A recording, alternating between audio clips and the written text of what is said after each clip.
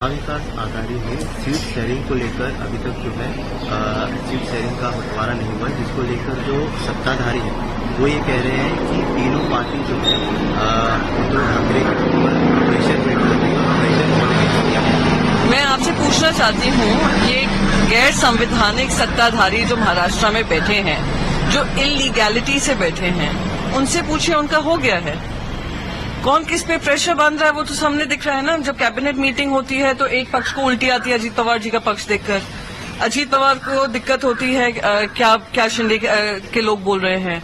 साथ ही साथ अमित शाह जी आकर उनसे क्या कहते हैं, फिर ये कहते हैं कि हमें कोई मुख्यमंत्री का चेहरा नहीं चाहिए।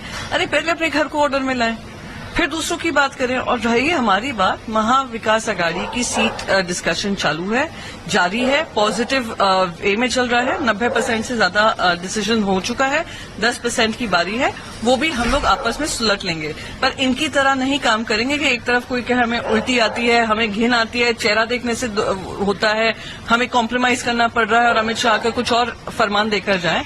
तो उस तरीके का तो माहौल हमारे में नहीं है।